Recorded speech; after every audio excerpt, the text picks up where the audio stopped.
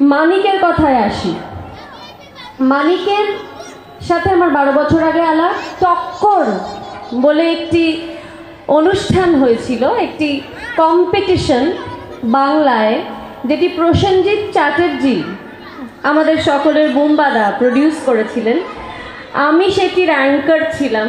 আমার সঙ্গে রনি বলে একটি ছেলে অ্যাঙ্কার ছিল। রনি আর আজ আমাদের মধ্যে নেই, একটি অ্যাক্সিডেন্টে চলে গেছে সে ইহলোক ছেড়ে। জাজ ছিল মৌলি গাঙ্গুলি, চিরঞ্জিত চক্রবর্তী এবং ফাইনালে অর্পিতাও ছিল, অলকা নন্দাদি ছিলেন, অনেকে ছিলেন। এদের নাম কেন বললাম? প্রিয়া কারফাদি ছিলেন একজন মেন্টর। এদের নাম কেন বললাম তার কারণ হচ্ছে এদের সকলের ভূমিকা আছে মানিকের এই 12 বছরের জার্নিতে।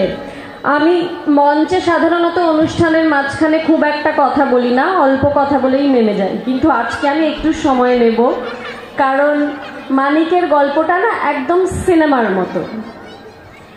যে কোনো সিনেমা যেটা দেখে আমরা বলি যে এটা তো শুধু সিনেমাতেই হয়, এরকম কখনো হয় নাকি বাস্তব জীবনে? সেই সিনেমাটা আমি চোখের সামনে দেখেছি মানিকের জীবন দিয়ে। যেসব হিরোদের দেখে আমরা বলি এটা সিনেমার হিরোদের দ্বারাই হয়, এইটুকু সময় এত কিছু হয় নাকি, সেই সিনেমাটাই মানিক জীবনে সত্যি করেছে এবং সেই সিনেমাটার বাস্তব হিরো হচ্ছে মানিক। মানিকের প্রধান গুণ হচ্ছে এই 12 বছরের জার্নিটা পেরিয়ে মানিক আজ সারা ভারতবর্ষ খ্যাত। আপনাদের সকলের, আমাদের সকলের গর্ব।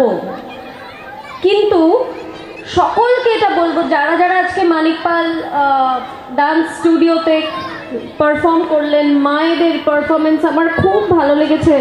তারা যে আনন্দটা পেয়েছেন পারফর্ম করে, তার জন্য মানিককে ধন্যবাদ। তারা প্রত্যেকে একদিন হয়তো এক একটা তারকা হয়ে উঠবেন, কিন্তু মানিকের মতো শুরুটা যেন কেউ কখনো ভুলবেন না।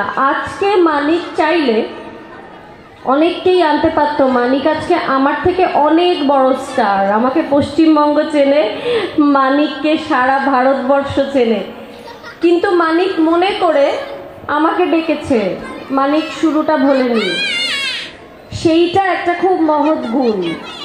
তো সেই টক্করে প্রথমবার এই রবীন্দ্র ভবনে মানিকের কাছে আজকে শুনছিলাম অডিশন হয়েছিল, তারপর মানিক এসেছিল। প্রথম যখন মানিক পারফর্ম করেছিল, প্রথমবার যখন স্টেজে এসেছিল, তখন মানিক ঠিক করে কথা বলতে পারতো না, কিভাবে স্টেজে দাঁড়াবে বুঝতে পারতো না, কি করবে না করবে খুব একটা ঠিক করা ছিল না। এই কখনো টালি ভাঙছে, কখনো একটু কারাটে করছে। শুনেছিলাম যে মানিক তখন পোশাক তৈরি করার টাকা ছিল না বলে মানিক কারাটে শিখতে ইনস্টিটিউটে ভর্তি হতে পারেনি। মানিক পাঁচিল বেয়ে পাঁচিলের ওপর উঠে দাঁড়িয়ে কারাটে ক্লাস দেখতো, দেখে দেখে শিখতো। সেই যেটা শিখেছিল সেটাই টক্করে সে পারফর্ম করেছিল। প্রথম পারফরমেন্সের পরেই আমার, মৌলির আর প্রিয়াদির এবং চিরঞ্জিতদার মানিককে খুব ভালো লেগে গেল। আমরা ভালোবেসে ফেললাম মানিককে। শুধু ভালো লেগে গেল না, ভালোবেসে ফেললাম। কেন আমরা কেউ জানি না, সেটা আজ অবধি জানি না কেন। মানিক কোনো কথা বলেনি কারোর সাথে, খুব ভয় ভয় এসে স্টেজে পারফর্ম করে চলে গিয়েছিল। কিন্তু অদ্ভুতভাবে মানিকের চোখের দিকে তাকিয়ে আমরা ওকে ভালোবেসে ফেলেছিলাম এবং তখন থেকে আমরা মনে করেছিলাম, শুধু আমি নয়, আমি, মৌলি, প্রিয়াদি, আমরা তিনজনেই, যে এই ছেলেটি আমাদের হৃদয়ে একটা স্থান করে নিয়েছে। এই ছেলেটিকে আমাদের যেভাবে হোক সাপোর্ট করতে হবে। এবং সঙ্গে চিরঞ্জিত চক্রবর্তীও আমাদেরকে ভীষণ সাপোর্ট করেছিলাম। একটা সময় পলিটিক্স করে মানিককে টক্কর থেকে বার করে দেওয়া হয়েছিল। কেন বলছি? সিনেমার গল্প। মানিককে বার করে দেওয়া হয়েছিল টক্কর থেকে। তারপর আবার ওয়াইল্ড কার্ড এন্ট্রির একটা সুযোগ এসেছিল। তখন আমরা চিরঞ্জিতদাকে গিয়ে বলেছিলাম, চিরঞ্জিতদা আর কেউ আসুক না আসুক, মানিক যেন আসে ওয়াইল্ড কার্ডে। সঙ্গে সঙ্গে উনি কথা শুনেছিলেন। বুম্বাদাকে গিয়ে বলেছিলাম, বুম্বাদা মানিককে একটু এনো ওয়াইল্ড কার্ডে, আমরা দেখিয়ে দেবো কি করতে পারে। মানিক আবার ওয়াইল্ড কার্ডে ফিরে এলো। ওয়াইল্ড কার্ডে ফিরে আসার পর আমার পরম বন্ধু দিব্যেন্দু, একজন নৃত্যশিল্পী, এবং সুদর্শন, একজন নৃত্যশিল্পী, বিশ্ববিখ্যাত নৃত্যশিল্পী দিব্যেন্দুরও গুরু, এই দুজনের আমি শরণাপন্ন হলাম যে তোমরা একটু মানিককে ট্রেন করবে, সেমিফাইনাল, কোয়ার্টার ফাইনাল, সেমিফাইনাল আর ফাইনালের জন্য একটু মানিককে ট্রেন করবে। আমি ওদের অনুরোধ করলাম, জানি না কেন এত ভালোবেসে ফেলেছিলাম মানিককে, বলতে পারবো না। ওনারা রাজি হয়ে গেলেন, কোনো কিছুর বিনিময় নয়। সুদর্শন বললেন হ্যাঁ ছেলেটি ট্যালেন্টেড, নিশ্চয়ই ট্রেন করব। দিব্যেন্দু প্রত্যেক দিন ভোর 6টার সময় যেখানে শুটিং হতো সেইখানে পৌঁছে যেত মানিককে ট্রেন করার জন্য।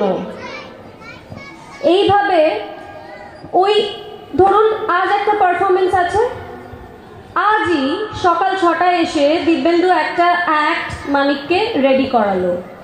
ওইটা সকালবেলা শিখে মানিক পারফর্ম করতো স্টেজে গিয়ে কয়েক ঘন্টার মধ্যে এবং হাইয়েস্ট নাম্বার পেত। কোথাও আমরা বুঝতে পেরেছিলাম যে মানিকের মধ্যে ট্যালেন্ট আছে এবং মানিকের চোখে স্বপ্ন দেখেছিলাম আমরা, যে স্বপ্নটা সত্যি হবার সম্ভাবনা ছিল। ওয়াইল্ড কার্ড এন্ট্রিতে আসা সেই ছেলেটি টক্কর জিতে গেল, ফার্স্ট প্রাইজ পেল টক্করে, সেই মানিকের প্রথম জিত। তারপরে সুদর্শনকে আমি অনুরোধ করলাম ওকে তোমার ইনস্টিটিউটে নাও। সুদর্শন ওকে অনেক দিন নিজের বাড়িতে রেখে ওকে শিখিয়েছে, এদের প্রত্যেকের কন্ট্রিবিউশন আছে। এই শিখতে শিখতে মানিক দেখলাম তত্তর করে উন্নতি করতে শুরু করলো। রোপ এবং মালখাম খুব তাড়াতাড়ি শিখে ফেলছে, খুব তাড়াতাড়ি উন্নতি করছে, খুব বেশি হার্ড ওয়ার্কিং। মানিকের মাও থেকেছেন সুদর্শনের বাড়িতে ইনফ্যাক্ট। তো হঠাৎ একদিন মানিক বলল যে আমি ইন্ডিয়াস গট ট্যালেন্টে পার্টিসিপেট করব। সেই সময় আমরা ভয় পেয়েছিলাম যে মানিক এত তাড়াতাড়ি ইন্ডিয়াস গট ট্যালেন্টে পার্টিসিপেট করবে, ও কি তৈরি? সেইটা আমাদের ভুল ছিল। সেই ভুলটা আমি আজকে স্টেজে দাঁড়িয়ে মেনে নিচ্ছি যে আমরা বুঝতে পারিনি। মানিক জানতো যে মানিক ইন্ডিয়াস গট ট্যালেন্ট জিতবে, ওই কদিন শিখে ও কনফিডেন্ট ছিল যে ও জিতবে। ও তখনই বলেছিল যে হ্যাঁ আমি তৈরি, আমি না জিতবো বলে গিয়েছিল, পার্টিসিপেট করলো এবং ইন্ডিয়াস গট ট্যালেন্ট মানিক জিতে গেল। সারা ভারতবর্ষকে রিপ্রেজেন্ট করলো মানিক, ইন্ডিয়াস গট ট্যালেন্টে উইনার হয়ে গেল আমাদের সবাইকে অবাক করে দিয়ে।